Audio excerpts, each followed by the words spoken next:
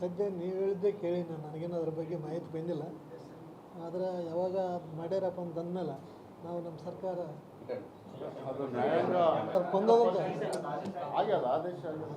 ಆದೇಶ ಆದದ್ದು ನೋಡಿರಿ, ನೀವೇ ತೋರಿಸಿ.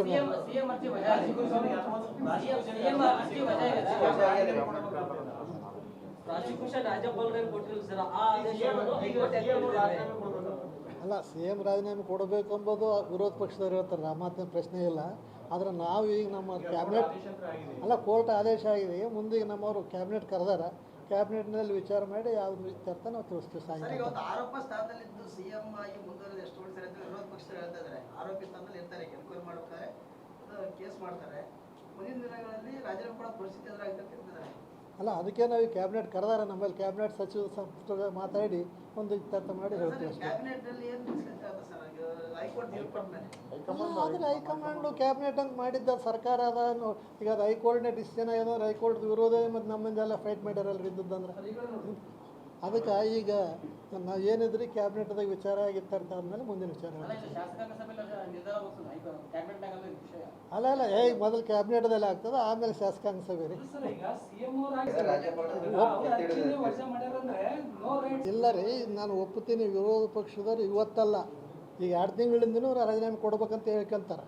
ಇದೇನು ವಿಶೇಷ ಮಾತಲ್ಲ. ನಾವು ಹೇಳೋದು ನಮ್ಮದೂ ಹೈಕಮಾಂಡು, ನಮ್ಮದೂ ಕ್ಯಾಬಿನೆಟು, ನಮ್ಮದೇನು ಸಚಿವ ಸಂಪುಟ ಇರ್ತದೆ, ಎಲ್ಲರ ಸಂಗಡ ಚರ್ಚೆ ಮಾಡಿದ ಮೇಲೆ ನಾ ಶಾಸಕಾಗಿ ಹೇಳ್ತೀನಿ. ಈಗ ನಾ ಶಾಸಕಾಗಿ ಯಾವುದು ಹೇಳಕ್ಕೆ ಬರೋಲ್ಲ. ಇಲ್ಲ, ಈಗ ಹೈಕೋರ್ಟ್ ಏನು ಮಾಡ್ಯಾರಲ್ರಿ, ಅದ್ರ ಬಗ್ಗೆ ನಮ್ಮ CM ಅವರು ನಮ್ಮ ಕ್ಯಾಬಿನೆಟ್ ನಾವೆಲ್ಲ ಪರಿಶೀಲನೆ ಮಾಡಿ ನಿಮ್ಗೆ ಉತ್ತರ ಕೊಡ್ತೀವಿ ಸಾಯಂಕಾಲ, ಆಯ್ತು ರೀ. ಈಗ ನಾನಾಗಿ ಒಬ್ಬ ಉತ್ತರ ಕೊಡೋದಕ್ಕೆ ಅದು ಸೂಕ್ತನಲ್ಲ, ಸಮಂಜಸನೂ ಅಲ್ಲ. CM ಅವರು ಕ್ಯಾಬಿನೆಟ್ದಾಗ ಭದ್ರಾಗಿ 136 ಜನ ಭದ್ರಾಗಿ ಇರ್ತೀವಿ. ಸಿದ್ದರಾಮಯ್ಯನವ್ರ ಬೆನ್ನಲ್ಲಿ ಕಾಂಗ್ರೆಸ್ ಪಕ್ಷ, ಕಾಂಗ್ರೆಸ್ ಹೈಕಮಾಂಡ್ ಇದೆ. ಕಾಂಗ್ರೆಸ್ ಹೈಕಮಾಂಡ್ ಏನು ತಿಳಿಸ್ತಾ ಅದಕ್ಕೆ ಭದ್ರಾಗಿರ್ತೀವಿ. ಈಗ ಅಚಾನಕ್ CM ಇಳಿಯೋದು ಬಂತಪ್ಪ ಅಂತಂದ್ರೆ ಆ ಪ್ರಶ್ನೆನೇ ಬರೋದಿಲ್ಲ. ಇಳಿಲಿಲ್ಲಪ್ಪ ಅಂದ್ರೆ ಮುಂದೆ ನಾವು ಸಂಗಡ ಇರಬೇಕಾಗ್ತದೆ. ಅದು ನಾನು ಎಲ್ಲ ಹೇಳಕ್ಕಾಗಲ್ಲ. ನಮ್ಮಲ್ಲಿ ಏನಿದ್ರು ಕಾಂಗ್ರೆಸ್ ಹೈಕಮಾಂಡ್ ಹೇಳಿದರೆ ಅಲ್ಲ, ಮಾಡ್ತಾರೆ. ಏನಂದ್ರೆ ಅಲ್ರಿ, ನಾನು ಹೇಳೋಕೆ ಎಲ್ಲ ಹೇಳೋದು ಹೈಕಮಾಂಡ್ ಅಲ್ಲ, ಅವ್ರು ಹೈಕಮಾಂಡ್ ಅಲ್ರಿ, ಅವ್ರ ಮೇಲೆ ಹೈಕಮಾಂಡ್ ಅವ್ರು. ಈಗ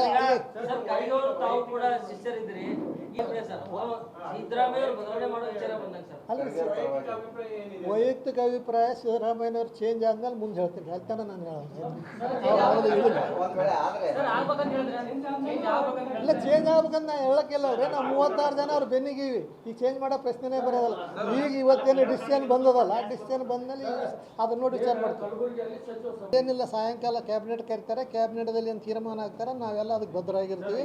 ಮೇಲೆ ಹೈಕಮಾಂಡ್ ಹೇಳಿದಾಗ ನಾವೆಲ್ಲರೂ ಕೇಳ್ತೀವಿ. ಇಲ್ಲ, ಯಾರಾಗಬೇಕೆಂಬುದನ್ನು ಅದನ್ನು ಹೈಕಮಾಂಡ್ ತೀರ್ಮಾನ ಮಾಡ್ತದೆ, ನಾವು ಮಾಡೋದಲ್ಲ. ಅಲ್ಲ, ವೈಯಕ್ತಿಕವಾಗಿ ಹೇಳೋ ಪ್ರಶ್ನೆನೇ ನಮ್ಮ ಕಾಂಗ್ರೆಸ್ನಲ್ಲಿ ಬರೋದಿಲ್ಲ.